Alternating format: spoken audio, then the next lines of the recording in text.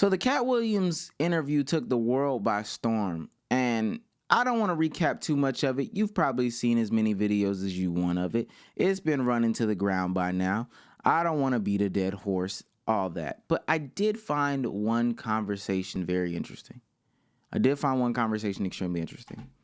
And that was the conversation surrounding the dress. The dress. The black men wearing a dress.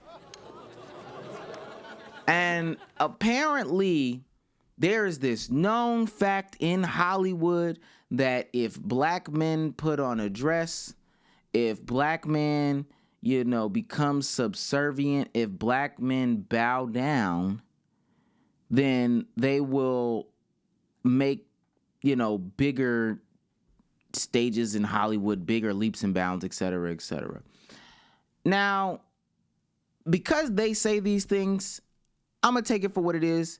I can't dispute it. I'm not necessarily in Hollywood. I got a corporate job now. But I do want to navigate this after I play this Katt Williams clip, because the dress is just like it's an old take, but it's very interesting. Oh, where am I? Martin tried to put me in my first dress.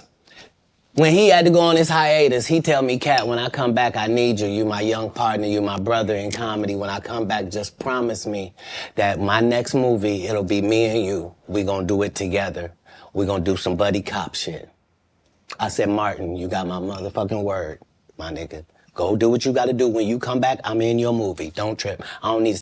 Now, what he's alluding to is there was a period of time, for those that don't know, where Martin Lawrence had as they've all claimed, even Martin Lawrence, a mental breakdown from the pressures of Hollywood. This is past the Martin show. This is before Big Mama's House. But Martin had a breakdown. So he's talking to Katt Williams saying, hey, I'm going to need you. We're going to do this. That's what Katt Williams is talking about right now. See the script or nothing. We get in that office and this fool pull out Big Mama's House too. I almost died. And I gotta read this script from all these good white people. Where this nigga want me to get in a dress with him. And I'm literally saying to everybody, why is he in a dress again? You already played the old lady as an FBI agent. We can play anything now. We can be playing a dog catcher this time. Why do we need to be in a dress? And I get so mad, I say, you don't want me. You want Brandon T. Jackson. And that's who they went and got. Twice I said it, they went and got him. Just like I'm telling you, I had that other dude's work. I had all of it. All I did was say, I want to punch it up so it's not offensive to real niggas. And that's how I got in this position. I sure hope I have a Club Shay Shay after this year. It's gonna be in a dimension it's never been. Yeah, it's gonna be. The greatest thing floating in 2024. I might be out of business. Mark the words. No way. In a whole different realm of business. Oprah coming next. Once I establish this as a place of truth. Yeah. Oh yeah. Watch. God's people ain't that few. So apparently Katt Williams later on claims that he was inebriated, intoxicated during the interview. But there's this stigma. Oh my gosh, shouts out to He's on fire! Fat Piggy with the 10 gifted. Fat Piggy with the 10 donations. Gifts.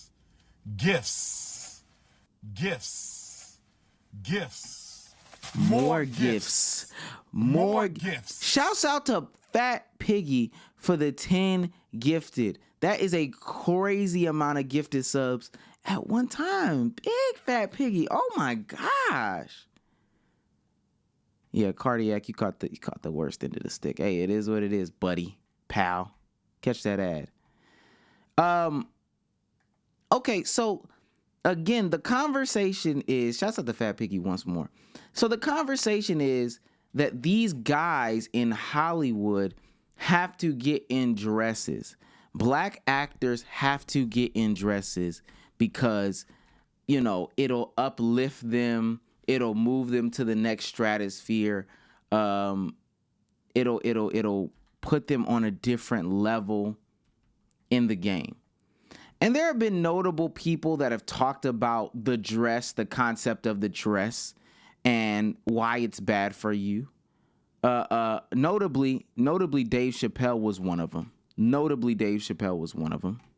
It's like when I see that they put every black man in the movies in a dress at some point in their career, I be connecting them down like, wow, all these brothers gotta wear a dress. This happened to me. I'm doing a movie with Martin. Yeah. The movie's going good. So I walk in a trailer. I'm like, man, this must be the wrong trailer because there's a dress in here. They come in. The writer comes in. I think he's the writer. He's like, Dave, listen, we got this hilarious scene where Martin's sneaking out of jail. So he disguises you as a prostitute. And he put this dress on. And what? A prostitute? No, I'm not doing that. I don't feel comfortable with that. That should have been in the discussion. What? You don't feel comfortable with it? I mean, it's a hilarious bit. All the greats have done it. So, well, if all the greats have done it, it's kind of hacky, right? You're right. So why don't we just not do it? Because I don't feel comfortable wearing a dress. Oh, come on, Dave. Listen, we got it all set up. We're supposed to shoot. Every minute you waste costs this much money. You know, the pressure comes in. He said, I'm not wearing no dress, man. I'm funnier than a dress. Just give me something funny to say. I don't need to wear no dress to be funny. What am I, Milton Berle? You know, we're going like this. And then finally he's like, and he leaves. And then, like, the director comes, Dave, it really would be great if you wear the dress. What is wrong? What is this, Brokeback Mountain in here? So then,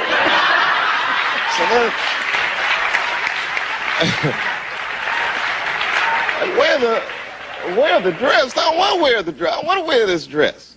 You know what I mean? This is, oh, gosh, this guy's so difficult. They leave. Now the producers comes, come on, David, would be so great. I mean, and then I started thinking about it. All the comics that I've seen, man, you know, strong brothers, why they be putting us in these dresses? But the minute it was clear, I was adamant, I'm not wearing a dress. I'm not wearing the dress. All right, fine. Think of something else. Guy comes back 10 minutes later, the whole new scene. Like, damn, how did you write the scene so fast? You know, it's like, so you got to take a... All right, so, and again, Dave Chappelle, Katt Williams, they're not the only ones that talk about the dress and the dress's effects and why they do it and why they don't do it. Eddie Griffin talked about it as well. They look at it as a form of selling out. They look at it as a form of all these things. And we can say two things can be true. The dress could be rooted in some sort of obia.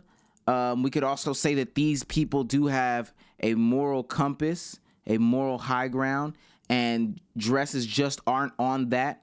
So they won't, put on the dress. They just won't put on the dress because they feel like it's humiliating. It's what is that? Demasculating of you to do such thing. I think this is a comedy thing. This is a comedy issue. And I want to navigate if it's a race thing because I have not heard a lot of white men come out emasculating. My bad. Emasculating. I haven't heard a lot of white men come out. And historically speaking, white men have put on dresses as well. White men have put on a lot of dresses as well, from comedians to non-comedians. I'm not just talking about Robin Williams, Tom Hanks, what's his name? Adam Sandler, Jim Carrey, Will Ferrell. A lot of the great whites have put on a dress. I don't know. Shouts out to Mortuka for gifting Cardiac.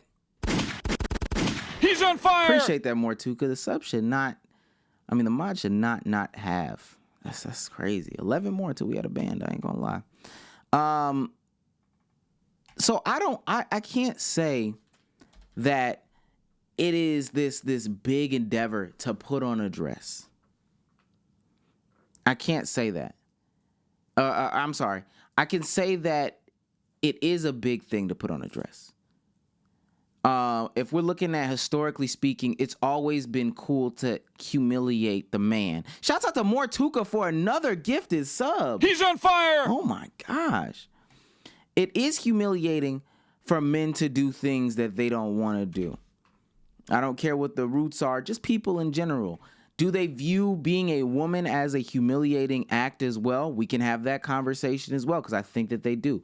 But this is the name of the game in comedy. It's very low brow, low effort. Hey, slip on this banana peel. Hey, take this pie to the face. Hey, get hit in the nuts. These are all things that will make you funny to us. That will make you funny to us. I think the conversation that I truly want to have is, does this give you some sort of punch up in Hollywood? You get this boost in Hollywood? Or if you don't do it, shouts out to Mortuka again for He's on fire. another gifted sub. Does it make you go down in Hollywood? Does taking away the dress, does it label you as some difficult actor? Does it make you a bad guy if you do wear the dress? Or if you don't wear the dress, I'm sorry, you become some hard to please dude. Whoa. This hard to please type of dude. I do want to say that Brandon T. Jackson feels as though he regretted putting on the dress. Brandon T. Jackson is going to be our test subject for this one.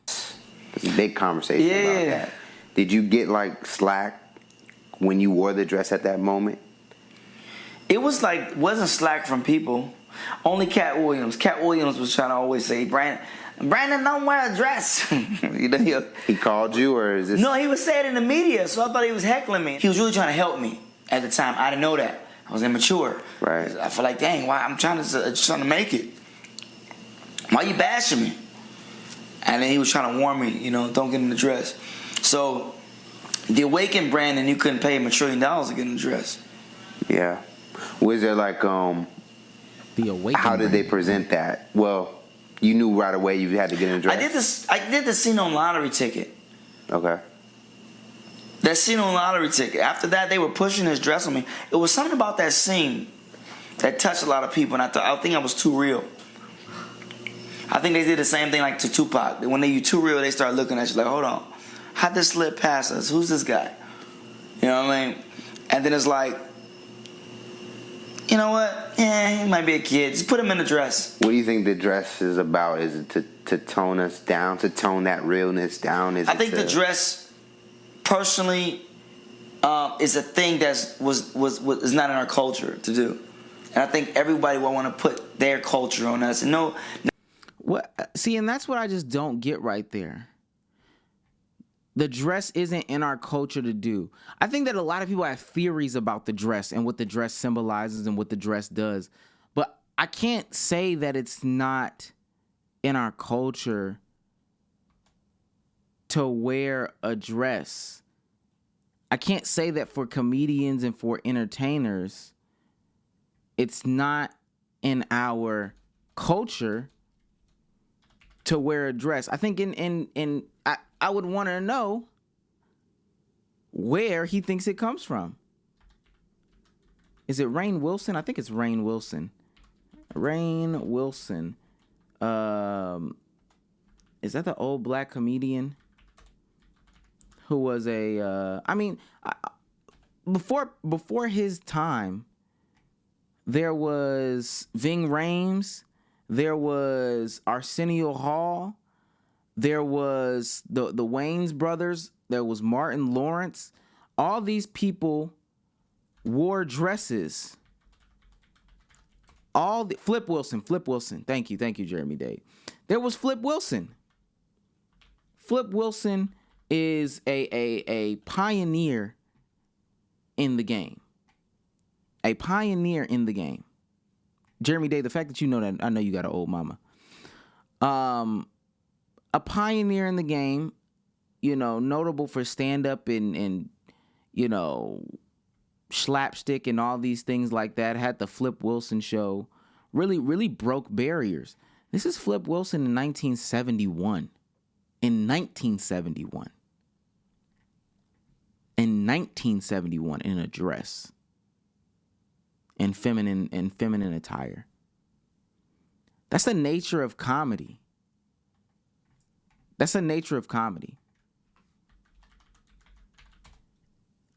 And mind you, you might have an argument that comedians that voluntarily do it versus those that don't do it is a different conversation. We should talk about all the little sketch comics that use the dress or the wig or cross-dressing as a crutch. And I'm talking about now the internet comedians of today, the Drewskis, the Ha Ha Davises that throw the towel on their head, that throw the wig on. I think that people think that femininity is funny. I think that people look at the woman look as hilarious because you can be vulnerable and ditzy and stupid and say things that are just silly. But I don't know if there's this push to put you in a dress. To put you as a man, as a black man, specifically as a black man, in a dress to make you some sort of, or to uplift you in your career. You're in comedy. It's no different than the pie in the face to me. It's no different than the pie in the face. What is this? He's My Girl. TK Carter.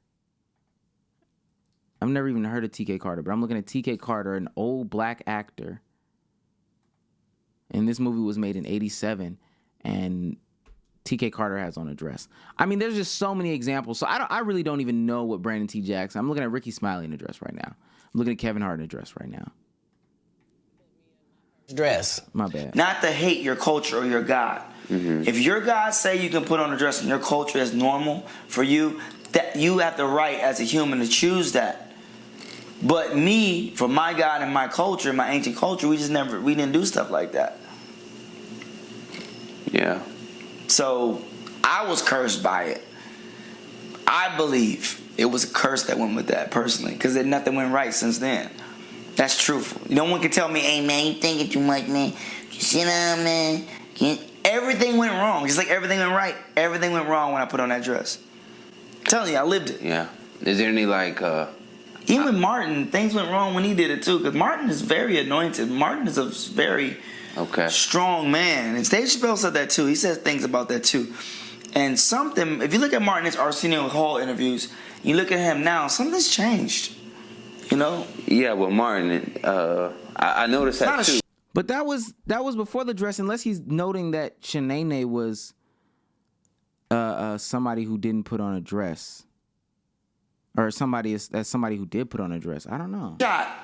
But something's changed. No, he definitely had like a lot of fire behind a lot of energy. He's gotten similar to me. He's gotten older, but I don't think he's gotten that old. Eddie Murphy's old. He still has a fire to him too. I don't think it's an age thing. Yeah. I mean, my dad has a fire. He's almost. You think maybe it was more of the business that kind of it took so much out of him? Honestly, I think it's a spiritual thing, but everyone has their own journey. Mm-hmm. I can't say what it is. I don't know. I think, for me, I can only speak for my journey. Once I put the dress on and I had that fire was put out. Yeah. And I only did it one time. So imagine doing it 3 times, 4 times. But then Tyler Perry did it. He got stronger. I don't know the rules. You know what I'm saying? This is what happened to me. I'm not here to knock another brother because that's their path. Yeah. That's one thing I don't do is knock my brothers because that's their path. But I'm saying my path, when I put on a dress, it came with a demon baby mama and a starter kit for hell. Okay. I finally have the full context from Brandon T. Jackson.